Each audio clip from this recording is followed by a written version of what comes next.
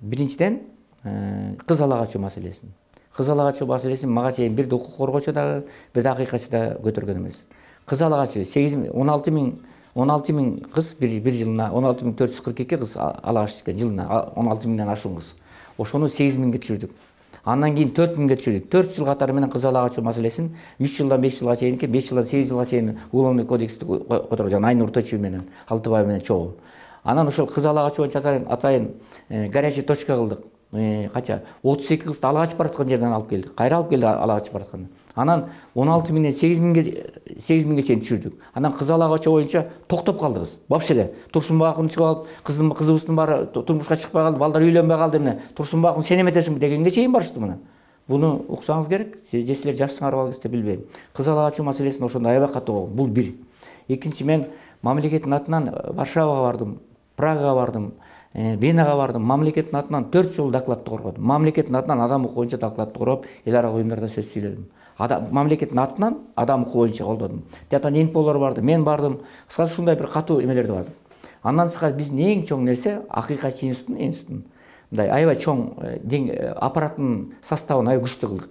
Эми мисалы Молдохун Абдулдаевич, Мухаббат Журабаев менен дүйөмүн азыр аппарат президенти иштеп атат. Ошондой 16 адам президенттик аппараттан, жогорку кеңештен, правительстводон 16 адам азыр президенттин аппаратындагы калдар жогорку кеңештен институт акыйкатчынын аппаратына алып келдим ишти. Ошол жактан тажрыйба алып келип, азыр бирөө да жок. Мына Мухаббат Журабаевда калды жалгыз, ал айтат, вообще эч ким жок дейт. Бүт кетип калыш дейт. Потому что айлык аз. Анын үчүн мен аппаратты кыскартып, айлыгын көтөрдүм келген. Институттун зданиясы дейт, Московскийде аны көтөрүп келдим, бияка отуртуп келдим. Балдардын баарын конкурс менен алдым. Бирден арындыкты жолоткон жокмун. Конкурс менен алып, анан 2 күндө бирден баягы нарушение прав человека факттар боюнча 2 күндөн пресс-конференция чыктык, коомчулукка чыктык. Анан бүт облустардын баарын кыдырып, ар бир акимдердин, губернатордун туура эмес иштерин баарын жер-жерине басып барды. Ошондо 18 кызматкерди министр комитеттин төрагалары, акимдер 18 адамды кызматтан кетирдим. Бакиевке кирип атып кетирдим. Анан бир эң негизи омбудсмендин эң чоң максаты доклад да, Ермек. Докладын бериш керек. Бул доклад жасаган ишинин жыйынтыгы да. Менден кийинки болгон Аманбаев дагы, Оторбаев дагы, Мамытов дагы үчөө тең бир доклад тапшырбай кетти. Үчөө тең иштешти, 1,5 жылдан 2 жылдан 3 жыл. Мына Мамытов гана теги Оторбаевдин бир докладын тапшырды. Бирөөнүн докладын тапшырды, өзүнүн докладын тапшырбай кетти. Азыр 3 доклад тапшырбай жатат. Мен 6 доклад тапшырдым.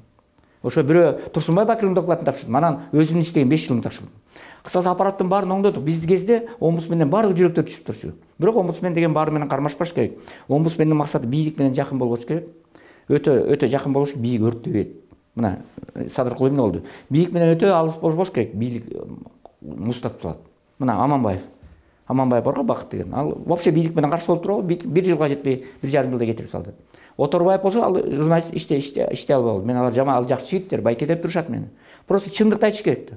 Азыр эми эмне үчүн атыр келген? Мен корком. Биринчи скрипканы бул кызга карматкан өзү өтө опасный да, коркунуч. Потому что Бышкада иштеп жүрүп, өзү мамлекеттик органда иштеп жүрүп, Бышкада иштеп жүрүп, Бышкалардын баарын айласын кетирип, ошолордун баарын кандай иштерге чейин барды. Ошон үчүн бирок мен жаңылып калсам жакшы. Бирок ишеним көрсөтүш керек. Мен куттуктайм.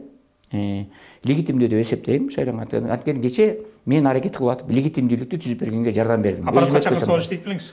Эч качан иштебейм. Акыйкатчынын аппаратына. Совет берсе мен иштейм. Совет берсе мен жөн эле просто совет чакырып, Турсунбай бай кандай дейсиз, мындай десе совет бере алам. Бирок мен аппарат эмес, жогорку кеңешке же президент аппаратта иштеген жокмун да, канча эметсе дагы. Мен өзүм адам укугу боюнча өзүм уюмум бар. Мен өзүм боюнча проекттер менен иштеп атам. Эл аралык мына Евросоюздун проектиси менен иштеп атам. Адам укугу боюнча мен кызматта мына 8 жыл болду кеткениме. Кеткениме карабастан бир да күн укук коргоочу ишимди токтоткон жокмун. Азыр иштеп атам.